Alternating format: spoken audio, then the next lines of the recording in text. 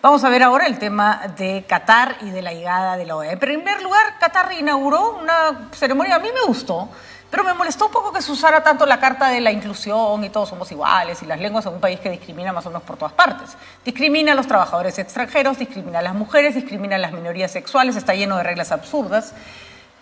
Y bueno, uno podría decir cada uno hace con su país lo que quiere y pone las reglas que le da la gana. Sí, pero entonces no escoges ese país discriminador para ser sede de un evento mundial que convoca a la fuerza, porque si el mundial es ahí hay que ir, a miles de personas que no comulgan con esas formas de ver el mundo. Para empezar, los jugadores que no pueden decir yo no voy, tienen que ir a jugar el mundial ahí, el hincha dirá bueno ya, ¿no? Por un tema de principios no voy. Realmente triste, no sé si les ha pasado a ustedes, pero particularmente no me ha generado nada de entusiasmo. Aunque eso sí, muy bien Ecuador metiéndole 2 goles a un equipo que se ha ganado su puesto en el Mundial comprándolo. Qatar nunca fue un Mundial, tuvo que ser sede para ir a uno. Eso se llama comprar un puesto en el Mundial. Está con nosotros Ramiro Escobar, no es especialista en fútbol, pero sí en política internacional y nos puede contar un poco sobre el impacto que tiene que en un país como Qatar, que al final ha terminado imponiendo sus reglas sobre la FIFA parece un poco menos que el dios del mundo, ¿no es cierto?, sea el organizador de un evento de esta naturaleza. Muy buenos días, Ramiro, gracias por estar con nosotros. ¿Cómo te va, Pati? Un gusto saludarte nuevamente y un saludo a los amigos televidentes. No sé qué tan futbolero eres, Ramiro, pero ¿te genera entusiasmo el Mundial en Qatar o te ha generado esta cosa como de ay, no me obliguen a ver algo que no quería ver? Como mucha gente, ¿no? Bueno, a mí sí me gusta el fútbol, pero básicamente el fútbol de un mundial, ¿no? El fútbol Exacto. Entre equipos de cada país, porque es un evento cultural sumamente fascinante, interesante, revelador de lo que son nuestras culturas, de lo que es el escenario global. Incluso. Así es. En este caso, el Mundial de Qatar creo que junta una serie de males que el fútbol ha ido acumulando en los últimos años, ¿no? Para empezar, es un mega negocio donde con frecuencia el mega negocio apaga los verdaderos talentos, los jugadores, los equipos calculan ya cada movimiento prácticamente en clave de euros, dólares o yuanes o lo que sea, ¿no? Y por otro lado, las corruptelas de la FIFA que fueron reveladas justamente en torno a la organización de este mundial en gran medida, ¿no? Y por otro lado, todas estas movidas para que el mundial sea en Qatar y como tú dices, asumiendo el costo de lo que es la cultura catarí y la cultura de los países de mayoría musulmana en general, aun cuando hay países como Túnez o Argelia que son un poco más laxos en esto, o la propia Palestina, pero en Qatar no es así. Entonces es un mundial yo creo un poco forzado, ¿no? Es un mundial que está revelando el momento del fútbol a nivel mundial y eso a mí me preocupa porque eso puede apagar, digamos, el verdadero talento que, como alguna vez dijo Eduardo Galeano, a veces en medio de esto aparece pues la genialidad de un chico de origen humilde o la fuerza de un país débil aparentemente frente a un poderoso. Yo creo que eso va a ocurrir y de pronto va a ser significativo en este mundial, ¿no? Por ejemplo, yo siempre he pensado de repente de manera naif que el fútbol, y creo que Francia fue un buen ejemplo cuando ganó la última Copa del Mundo, no me acuerdo si fue que ganó o llegó hasta las finales con un equipo básicamente de origen africano, ¿no? Y los franceses salían a decir, pero sí son franceses, y yo decía, ojalá tuvieras el mismo principio y las mismas ganas de reconocer como francés a todos los que, como ellos, están en tu país y no juegan fútbol, ¿no? Es decir, pero yo sí creo que es una vía para mirar con mejores ojos la migración, para mirar con mejores ojos cómo el migrante puede colaborar en generar un sentimiento de país.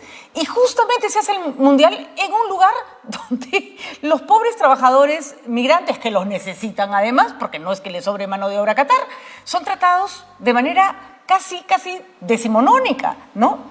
Esclavista. Mira, sí, y además ese era el otro ingrediente que es parte de los males acumulados en la organización de este mundial, ¿no? Estas denuncias de Amnistía Internacional, por ejemplo, sobre la muerte de 6.000 personas en la construcción de los estadios. Imagínate que no fueran 6.000, fueran 3.000 o incluso 1.000. ¿no? O incluso 300. Es un drama, pues, un escándalo. ¿no? Incluso 300. Es un montón, claro, ¿no? Entonces, y además, todas estas denuncias que tienen que ver con esta suerte de casi semi-esclavitud de algunos trabajadores de no poder salir, que les retienen el pasaporte. Entonces, uno se pregunta cómo es que la FIFA se ha tragado todo eso y cómo que los hinchas, incluso los hinchas, en el caso del fútbol mundial y no del fútbol de cada país, con tal de ver nuevamente a los equipos en acción. Entonces, creo que si a eso le sumas todo el maltrato hacia las mujeres, hacia la comunidad LGTBI, estás hablando de un mundial sumamente controvertido y estás hablando de una situación en la cual no se puede dejar de hablar de esto porque esta invocación de la FIFA de déjenlo todo en el fútbol, creo que me parece que tiene sus segundas y que no se puede comentar lo que está ocurriendo solo dejándolo, centrándolo en la pelota, porque hay una serie de ribetes que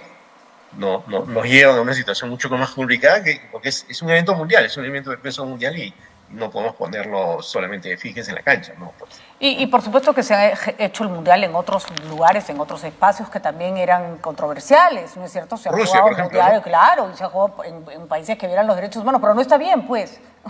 O sea, que se haya hecho antes no quiere decir que está bien, o sea, y no existe un país perfecto. Pero le estás imponiendo toda una forma de vida discriminatoria a gente que no tiene opción. No solo a los que trabajan ahí, en este caso a los que visitan un país por forzados por ver un evento deportivo, que de otra manera no lo escogerían como destino turístico, ¿no? Mira, y además yo he estado varias veces en el mundo árabe y en realidad tú encuentras diversas situaciones de acuerdo a la sociedad, pero las sociedades especialmente que están en la península arábiga, los Emiratos, Arabia Saudí, Kuwait, Qatar, tienen dos características que creo que complican esta situación. Una, que buena parte de la gente que vive en algunos países, no solo en Qatar, es extranjera. Así es. ¿No?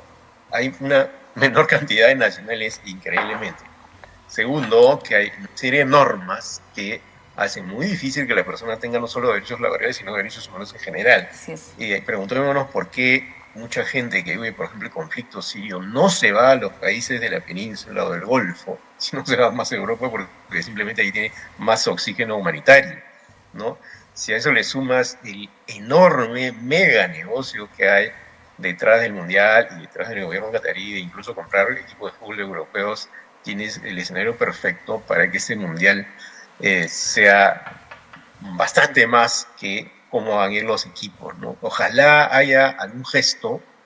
Ayer ya, digamos, vi que los jugadores ecuatorianos se persinaron al entrar y se apoyaron después del gol, ¿no? Entonces ya, digamos, es un gesto incluso religioso que puede haber causado cierto rasquemor, pero bueno, la cultura es así, el Mundial es lo que supuestamente dijo el emir, ¿no? Es decir, la diversidad, en fin, la inclusión, bueno, eso es. Entonces, asúmanlo y sepan que cuando hacen un mundial no tienen por qué imponer ciertas normas que ya son de uso universal. Ojo, Pati, los derechos humanos son una doctrina universal y una práctica universal, no solamente en unos cuantos países occidentales como alguna gente cree, ¿no? Bueno, además hay que decirlo, yo creo que la parte positiva puede ser, Ramiro, primero que miramos la realidad de países a los que siempre probablemente como no nos incumben, no miramos, no nos interesa, bajo el lema además de, bueno, que ellos son sus costumbres. Bueno, las mujeres de Irán ya demostraron que de sus costumbres nada, que quieren tener derechos como todas las mujeres del mundo, independientemente de la religión o cultura a la cual pertenecen.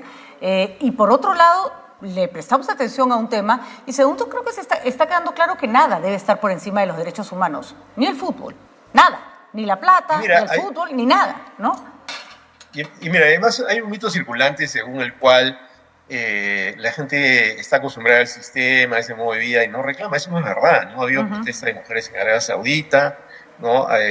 Digamos, en varios países ha habido brotes de descontento. Irán, por ejemplo, en ese momento, ¿no? Esa enorme protesta que ya dura varias semanas con muertos incluidos, contra un sistema que puede ser aceptable en parte, puede ser parte de la cultura, y yo lo he visto in situ, ¿no? Hay gente que, no diré que si vive contenta exactamente, pero está acostumbrada a ese modo de vida, pero hay exceso, hay momentos en los cuales la gente se harta, las sociedades cambian así. Entonces, que todo eso se quede congelado en aras solamente de un mega evento deportivo me parece que es una visión un poco ingenua de lo que es la vida contemporánea, ¿no? Creo que este mundial puede servir como una especie de sacudón cultural también para los países donde hay estas medidas restrictivas demasiado severas con una parte de la población, ¿no? Y además yo tengo la esperanza de que, claro, cuando los cataríes vean que el mundo se divierte distinto que ellos, que ya lo saben, ¿no? Pero yo creo que en algún momento se puede se puede dar una situación en que va a ser incontenible la masa, en que la gente finalmente va a chupar donde le da la gana y se va a sacar el polo. O sea, es muy difícil pretender que todos, ya no quiero ni ver, hemos visto el primer día a los ecuatorianos gritando en las tribunas, queremos cerveza, queremos. Ya, dale una semana al Mundial. ¿Y qué van a hacer? ¿Los van a meter a presos a qué? ¿A 50.000, 100.000 personas? No hay forma, pues, ¿no? Entonces, sí creo que puede haber un desborde, que ojalá no sea agresivo, y al final la gente misma de Qatar decir, oye, y ya estuvo bueno, ¿no? O sea, como las mujeres dirán que un día se cartaron y se quitaron el velo y dijeron, ya estuvo bueno, ¿no? Tal vez en medio de todo esto tenga un impulso positivo para todos, ¿no? Mira, una manera de darse cuenta que las cosas pueden cambiar incluso ahí es que, por ejemplo, en la colonia existió un Bartolomé en las Casas, pues, que estaba contra el maltrato de los indígenas, ¿no? Así es. Entonces, siempre hay personas que se dan cuenta, siempre hay grupos de personas que se dan cuenta que un sistema puede ser aceptable en gran parte, heredado, pero hay grietas que se van agrandando, y es así como las sociedades cambian y termina la esclavitud y termina el maltrato a las mujeres o a los homosexuales, o por lo menos se disminuye, ¿no? Y eso es lo que creo que deberíamos aspirar también como un resultado positivo de este mundial, probablemente, ¿no? De acuerdo, Ramiro. Ahora, rapidito, la OEA ya está aquí, ha habido el jefe de la misión ha tenido que dar una explicación o un adelanto de para qué viene, cosa que me pareció absolutamente insólita, con una precisión además que me pareció triste, y es básicamente cualquier cosa que hagamos puede ser interpretada en uno u otro sentido de acuerdo con las conveniencias de quienes quieren hacer de esto un uso en su favor. Lo hemos conversado antes, vamos a esperar. Primer punto, la OEA se reúne con todos los poderes del Estado, ¿no es cierto? Va a escuchar a la oposición. ¿Qué crees que pase?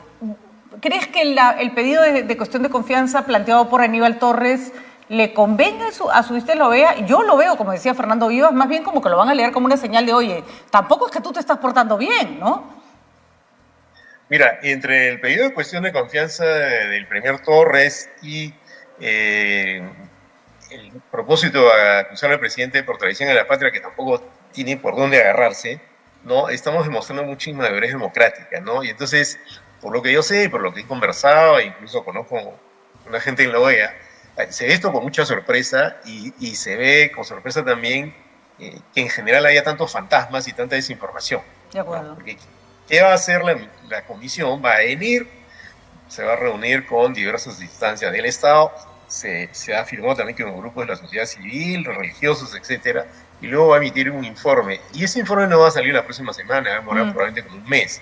Y eso después se manda al Consejo Permanente y ahí se ve, se analiza y se ve si se toma alguna decisión y se llama una asamblea extraordinaria. Pero eso está muy lejos todavía, ¿no? Es decir, o sea, lo peor que podría pasar, digamos, es que en ese lapso, es decir, viene esa visita y en el próximo mes pase algo realmente grotesco, digamos, una ruptura constitucional forzada, un intento.